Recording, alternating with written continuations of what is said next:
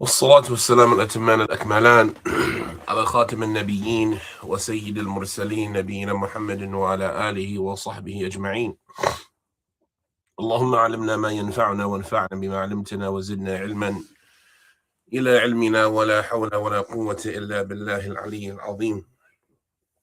Inshallah, we'll continue with reading the book known as al-Awsat في السنن والإجماع والاختلاف لأبي بكر Muhammad ibn Ibrahim ibn al-Mundhir, rahimahullah ta'ala, who died in the year 318 after the Hijrah. And we're in the section of his book, Kitaab al-Miyaah, the section that deals with the different categories of water. And we've reached the chapter where the author, he says, ذِكْرُ الْبِئْرِ يَكُنْ إِلَى جَنْبِهَا بَالُوعَةٌ. What has been mentioned regarding a well that has a sewer drain next to it. What has been mentioned regarding a well that has a sewer drain next to it. Al-Balu'a is from the word bala'a. And bala'a, it means to swallow. Like this, they used to call the places where the water would gather in it, balu'a. And it also became known as the drain where the water would pour down into it from the sail, from the street. This became known as the balu'a. And so you might have a well, and in close proximity to that well, there might be a drain that is meant to gather the sail, the drainage water that might come down the city streets and things like that. And so it might drain away near the well, to which there might be concern of cross-contamination, because the well, its intake, classically, the well would have an intake, and what's that rock called? I forgot what it's called. The rock that they would put on the bottom of the well, and then you would remove it to let the water in, and then you would put it back if you wanted to stop the well from filling.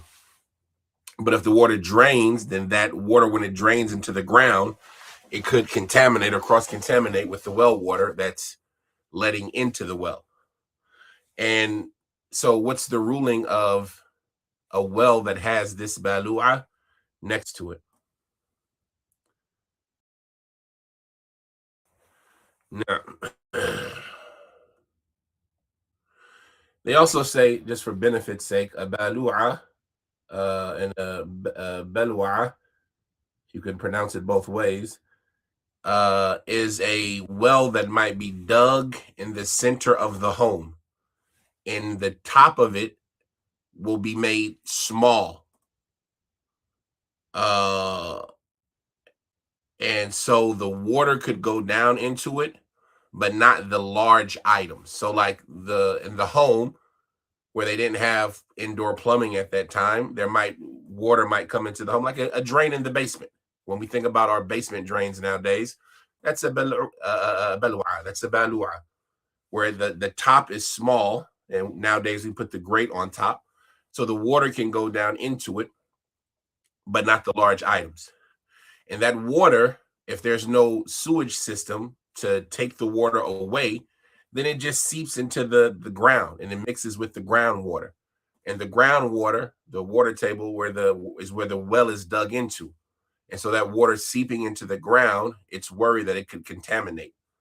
And that's like what we have here, when people do dumping into the water system, or dumping in landfills and things like that. Or here in St. Louis, one of the companies dumped chemical waste in one of our creeks a while back. And so it's still concern about that water being contaminated and that groundwater being contaminated. So this is a chapter that is mentioning some of those events, like dhikr al-bir, dhikr al-bir yakun ila janbiha balu'a. What has been mentioned about a well that has at its on the side of it a balu'a. Now he says, ثابت عن رسول الله صلى الله عليه وسلم أنه قال الماء لا ينجسه شيء فإذا كان البئر بجنبها بالوعة قريبة كانت منها أو بعيدة لم يضر ذلك البر إلا أن يتغير الماء بطعم أو لون أو ريح من نجاسة حلت فيه فإن تغير نعم. He says, indeed, it's well established from the Messenger of Allah sallallahu alaihi wasallam that he said, "Al-ma tuhur la yunajjisuhu shay." All water is tahur, nothing makes it najis. So, if a well has next to it a sewer drain, whether it's close to it or far away, then that drainage water will not harm the well water unless the water in the well taste, color, or smell changes because of something najis that mixes in with it. Now, and this is a principle that we've already established, that the water is tahur, nothing makes it najis except something that mixes into it, that changes its taste, or that enters into it, that changes its taste, color, or smell. He says, فَإِن تَغَيَّرَ مَاءُ الْبِرِّ بِبَعْضِ مَا ذَكَرْنَاهُ فَسَدَ وَإِلَّا فَالْمَاءُ عَلَى طَهَارَتِهِ. He says, if the well water changes in one of the ways that we mentioned, how we mentioned, then it becomes corrupt, it becomes foul, it becomes rotten. And if not, then it remains in its state of purity. So if the taste, color, or smell changes because of something najis that gets into it, then the water becomes foul, it becomes rotten, impure. But if it doesn't change, then it remains in its state of purity. He says, وَهَذَا مَذْهَبُ الثَّوْرِي وَابْنُ الْمُبَارَكِ وَأَحْمَدْ وَإِسْحَاقَ وَرُوِيَ ذَلِكَ عَنْ الْحَسَنِ. He says that this is the view of al-Thawri, Sufyan al-Thawri, and Ibn al-Mubarak, Abdullah ibn al-Mubarak, and Ahmed, yani Ibn Hanbal, and Ishaq ibn Rahuya. And this has also been reported from al-Hasan, yani Hasan al-Basri. These are all people that had this view, that the sewage drain or the drain water doesn't affect the well water, even if it's close to it. قال أبو بكر ولا معنى لقول النعمان إذا كان بينهما 7 أذرع فلا بأس بمائها إذ لا حجة معه تدل على ما قال وقد بلغني أنه رجع عنه قيل للنعمان فإن كان بينهما 7 أذرع وهي تؤذي فترك الذرع وقال إذا كانت تؤذي فإني أكرهه. Here, it's something that often happens, and it often happens a lot in the Hanafi madhab, and it's that they set up these arbitrary measurements in determining permissibility versus lack of impermissibility, purity versus lack of purity, effectiveness versus lack of effectiveness. They often set up these arbitrary measurements. If it's smaller than a dirham, if it's bigger than 3 fingers, things like this that they say. And so this is another example of them doing that in the criticism of some of the people of the past of this approach of theirs. So he says, Yani Abu Bakr ibn Mundhir, and there's no meaning, there's no significant meaning, right? His statement is valueless. It's unvaluable. He says there's no meaning to the statement of Nu'man. Yani Nu'man ibn Thabit, Nu'man ibn Thabit, yani Abu Hanifa. There's no statement, there's no meaning for the statement of Nu'man that if there are 7 dhira, if there are 7 cubits, like arm spans, between the well and the sewer drain, then the water is not harmed. So Abu Hanifa, he made it that if it's closer than 7 arm lengths, then if the sewer drains in that proximity of the well, then the well water becomes unclean. But if it's further than that, then no. And we see why he might say this, right? It's not the issue of it being najis or tahir, but it's the issue of hygiene and the issue of contamination, bacteria and germs, things that might be in the water that aren't necessarily something that make it najis, but could cause sickness for an individual. So we understand where he was going with it, but that doesn't make it najis. It might be impermissible to use for other reasons, but it doesn't make it najis.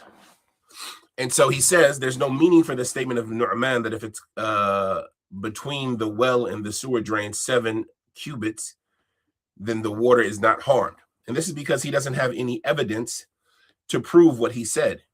And it's also reached me that he actually abandoned this opinion. This is the statement of Ibn al-Mundhir. He says, it's also reached me that Abu Hanifa has actually abandoned this opinion. And so therefore, if it is between the well, so it was said to Nu'man, he was asked, Abu Hanifa was asked, if there is 7 cubits between the two of them, the well and the drain, but the water seems to be something emitting harm, it's foul water. It's a foul water. Abu Hanifa, Ibn Mundhir, in this version, in the statement, he says, فَتَرَكَ الذَّرَعَ. He left off measuring the distance in cubits, and he says, Abu Hanifa, if the water is foul or causing harm, then I dislike its use. So that's an evidence from him to kind of show, or a statement of Abu Hanifa that he's using to show that Abu Hanifa himself didn't regulate or didn't end up regulating it by distance. Because if it was regulated solely by distance, then if it was that distance, but the water became foul, he still deemed it to be foul, even though nothing mixed into it. Even though it had that distance, should I say. And so he's using that to show that maybe even Abu Hanifa didn't really value it according to distance, the way the other statement of his kind of gives the impression. And like we mentioned, the statement of Abu Hanifa, it's not that it's irrational. Instead, it's very rational. And that's what is known from the madhab of the Ahnaf. It's one that's very rational, and it could have its wisdom. And like we say, the water could be impermissible for reasons other than najasa. And if we know that this water is contaminated, if it's going to cause sickness, if it's going to cause harm, then we would tell the people to avoid using it. But that doesn't make it najis, right? So if a person got it on his clothing, would he not be able to pray with it because of that? You say no, right? And so there's a difference. And even though perhaps Abu Hanifa's original statement was to prevent the harm that could come from using the water, to determine it to be najis, Allahu A'lam, maybe it was the best way to express it, but that's not anything that there is an evidence to support. Ibn al-Mundhir, he goes on to finish off this chapter. He says, وَسُئِلَ مَالِكٌ عَنْ هَذِهِ الْمَسْأَلَةِ فَقَالَ الْأَرْضُونَ تَخْتَلِفُ تكون الأرض غليظة غلاظا والأخرى رقاق فإن تخوف yeah, that's a different way of saying it. فإن تخوف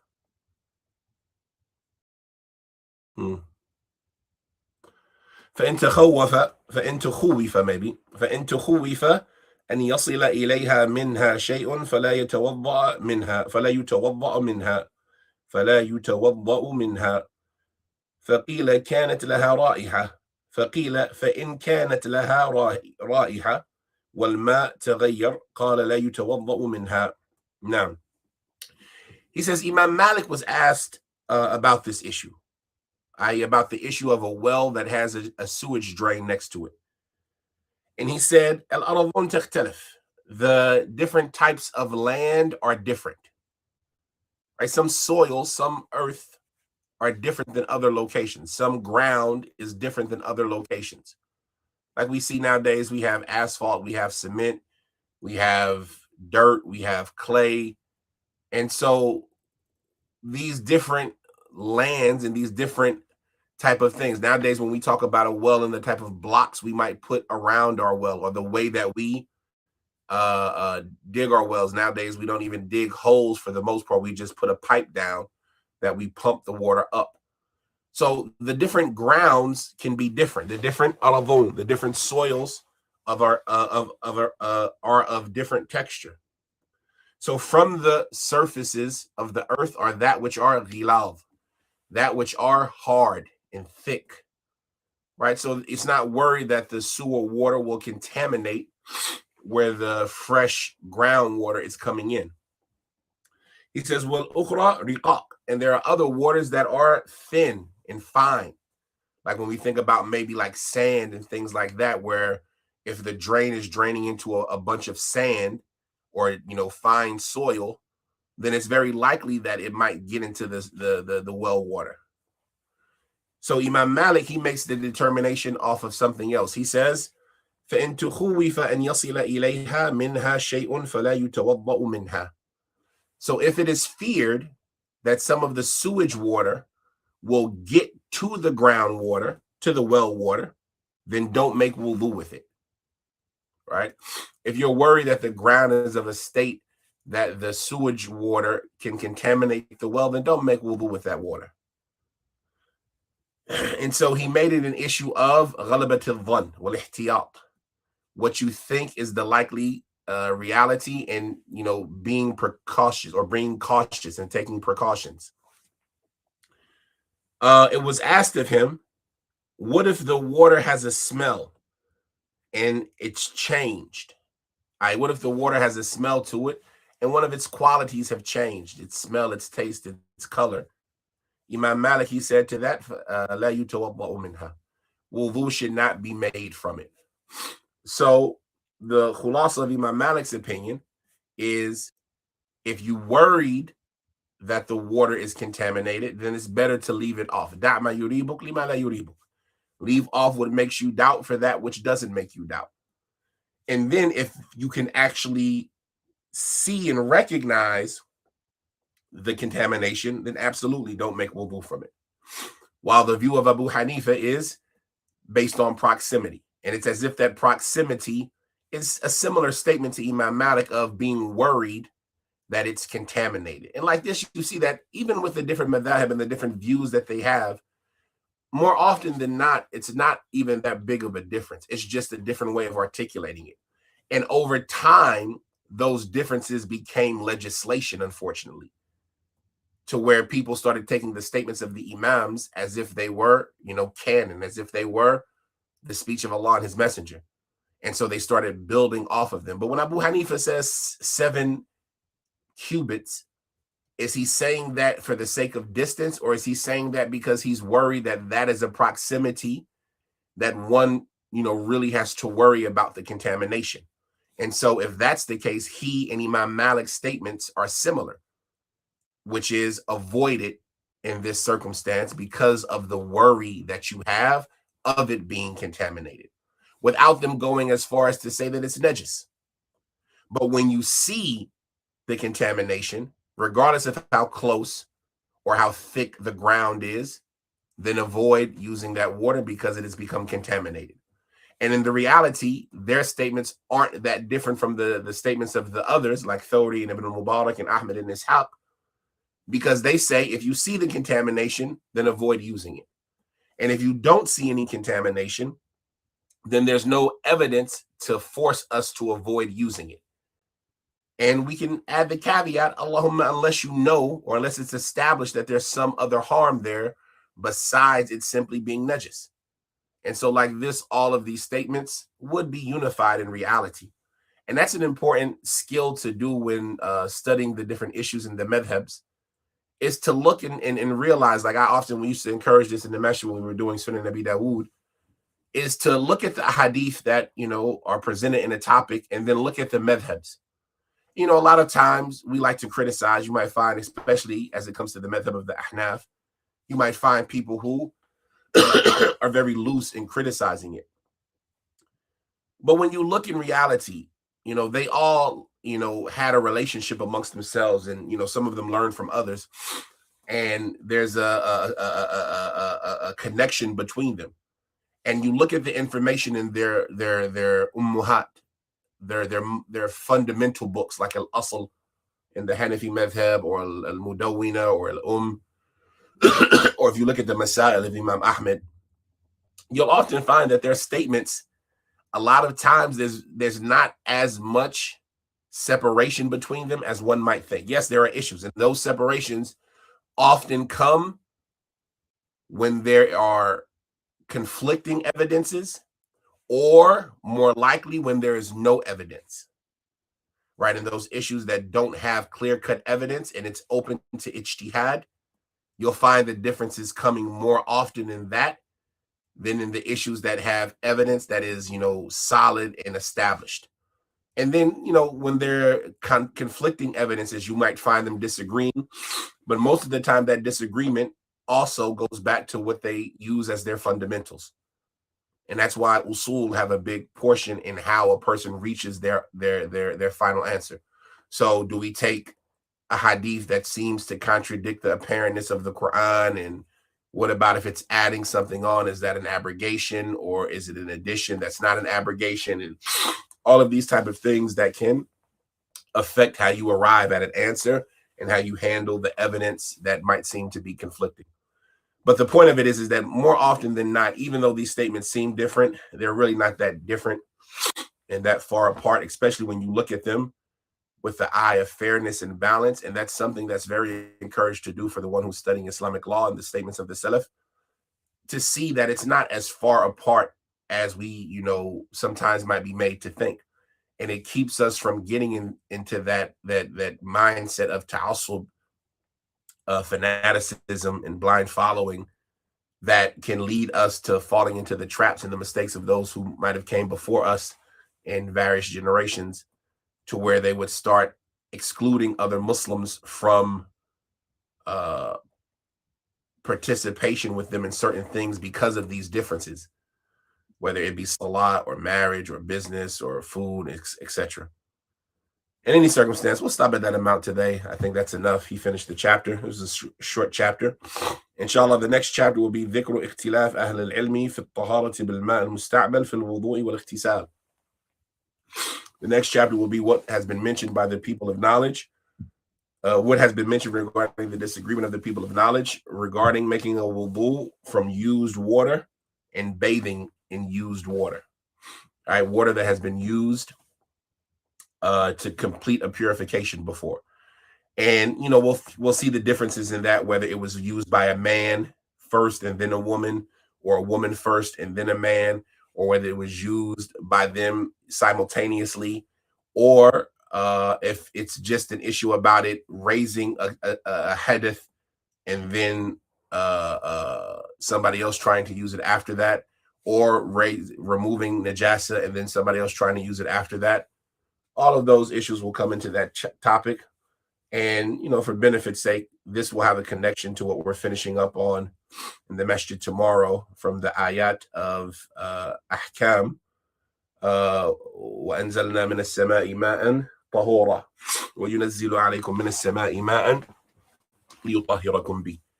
هذا وصلى الله وسلم وبارك على عبده ورسوله نبينا محمد وعلى آله وصحبه وسلم. سبحانك اللهم وبحمدك أشهد أن لا إله إلا أنت أستغفرك وأتوب إليك.